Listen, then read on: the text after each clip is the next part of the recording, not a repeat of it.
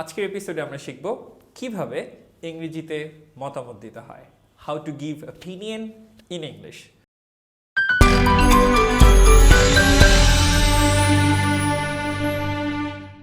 চলুন শুরুতে আমরা একটি কাল্পনিক কনভারসেশন দেখি সরল রেখা এবং বক্ররেখার মাঝে। সরল রেখা বক্ররেখাকে তার ঈদ শপিংয়ের ব্যাপারে বলছে। বক্ররেখা, আমার ঈদের কেনাকাটার ব্যাপারে তোমার মতামত কি? তখন বক্ররেখা বলছে, আমার মতে শার্টটা সবচেয়ে ভালো হয়েছে। আমার মতে শার্টটা সবচেয়ে ভালো হয়েছে। In my opinion shirt is the best. আমি আবার বলছি, in my opinion shirt is the best. তখন সরলরেখা আবার বক্ররেখাকে বলছে, প্যান্টের ব্যাপারে তোমার মতামত কি? প্যান্টের ব্যাপারে তোমার মতামত কি? তখন বক্ররেখা বলছে, আমি মনে করি প্যান্টটা একটু ওল্ড ফ্যাশনড হয়ে গিয়েছে। I think the pant is a bit old fashioned. আবার বলছি, the pant is a bit old ফ্যাশনড।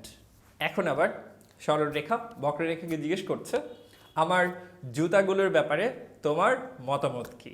তখন বক্ররেখা বলছে, আমি বিশ্বাস করি জুতাগুলোর দাম বেশি পড়েছে। আমি বিশ্বাস করি জুতাগুলোর দাম বেশি পড়েছে। I believe the shoes are overpriced. আবার বলছি, I believe the shoes are overpriced. তখন সরলরেখা লাস্টলি জিজ্ঞেস করছে যে আমার পাঞ্জাবির ব্যাপারে তোমার মতামত কি? আমার পাঞ্জাবির ব্যাপারে তোমার মতামত কি? তখন বক্ররেখা বলছে, আমার কাছে মনে হয় যে পাঞ্জাবির রংটা একটু কটকটে। It seems to me that the color of the Punjabi is a bit bright. আবার বলছি, it seems to me that the color of the Punjabi is a bit bright. লক্ষ্য করুন, তাহলে আমরা ইংরেজিতে চারভাবে আমাদের মতামত দিতে পারি। Number 1, in my opinion. In my opinion. Number 2, I think. I think. Number 3, I believe. I believe. Number 4, it seems to me that. It seems to me that. চলুন আর কয়েকটা এক্সাম্পল দেখে নেই। আমার মতে সে কিছুটা সেলফিশ। আমার মতে সে কিছুটা shellfish. In my opinion, he is a bit selfish. In my opinion, he is a bit selfish. আমি মনে করি না সে আগামীকাল আসবে। আমি মনে করি না সে আগামীকাল আসবে। I don't think she will come tomorrow. I don't think she will come tomorrow.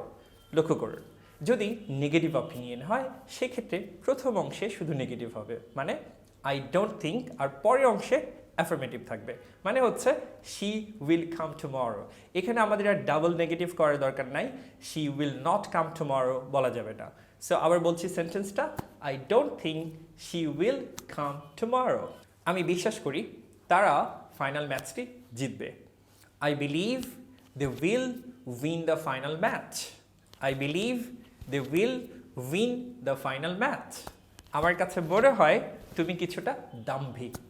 আমার কাছে মনে হয় তুমি কিছুটা দাম্ভিক। It seems to me that you are a bit arrogant. It seems to me that you are a bit arrogant. এবার কুইজের পালা। স্ক্রিনে দেওয়া সেন্টেন্সগুলো আপনারা ইংরেজিতে কমেন্ট সেকশনে লিখুন এবং লেখা শেষ হলে আমার সঙ্গে মিলিয়ে নিন। এখন আমার সঙ্গে মিলিয়ে নিন। ফার্স্ট সেন্টেন্স, আমার মতে এই মুভিটা সবার সেরা।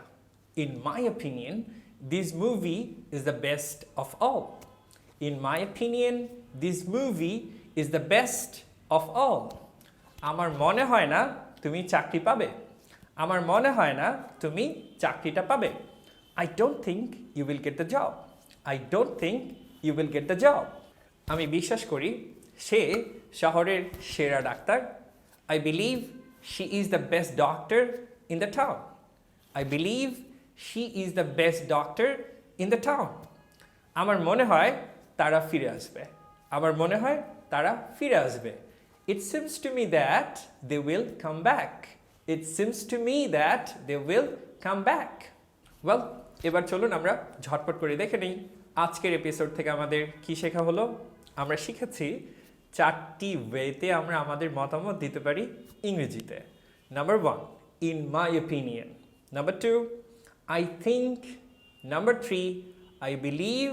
এবং number 4, it seems to me that. Number 4, it seems to me that. Well, যদি নেগেটিভ অপিনিয়ন হয় তাহলে আমরা সিম্পলি বলতে পারি I don't think. I don't think. That's all about today's episode. Anyway, dear viewers, let's do something interesting. আপনার কোন বন্ধুটি এই বক্ররেখার মতো বক্র মতামত দিতে পছন্দ করে তাকে মেনশন করুন এই ভিডিওর কমেন্ট সেকশনে। Thank you so much.